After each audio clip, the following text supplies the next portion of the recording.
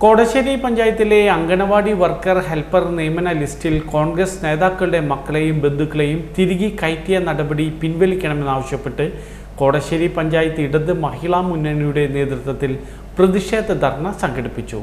മഹിളാ association area secretary CG Sini ഉദ്ഘാടനം ചെയ്തു. President Savithri Vijayan അധ്യക്ഷയായി. പഞ്ചായത്ത് പ്രതിപക്ഷ leader EA Jayathilakan, CK Sahajan, Usha Sasidharan, Shyama Sajeevan എന്നിവർ സംസാരിച്ചു.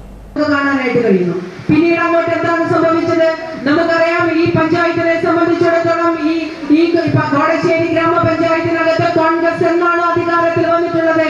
അന്ന് മുതൽ ഇത്തരത്തിലുള്ള സ്വജന പക്ഷപാതവും അതുപോലെ തന്നെ എനിക്കെന്ത് കിട്ടും കമന്നാൽ കാപ്പണം എന്ന നിലയ്ക്കുള്ള പ്രവർത്തനങ്ങളാണ് കഴിഞ്ഞ 3.5 വർഷക്കാലമായിട്ട് ഈ പഞ്ചായത്തിനകത്ത് നടക്കുന്നതെന്ന് വിവിധ ഘട്ടങ്ങളിൽ ഈ സമരമുഖത്തേക്ക് ഒരുപാട് ജനങ്ങളെ, പൊതുജനങ്ങളെയും വനിതകളെക്കാരായിട്ടുള്ള സ്ത്രീകൾ ഇതിനു വേണ്ടിയൊക്കെ തന്നെ അങ്ങോട്ടും ഇങ്ങോട്ടും ഓടിപ്പാഞ്ഞുകൊണ്ട് ഇത്തരത്തിലുള്ള എല്ലാ കാര്യങ്ങളും സബ്മിറ്റ് ചെയ്തുകൊണ്ട് ഇന്റർവ്യൂവിലേക്ക് കടന്നു വരുമ്പോൾ പ്രിയപ്പെട്ടവരെ, ഞാൻ സൂചിപ്പിച്ചതുപോലെ ഏറ്റവും നമ്മുടെ സ്വപ്നമായിട്ടുള്ള ഒരു ജോലി ലഭിക്കുമെന്ന, അർഹതയുണ്ടെങ്കിൽ എനിക്കത് ലഭിക്കുമെന്ന പ്രതീക്ഷയോടുകൂടിയാണ് കടന്നു വരുന്നത്.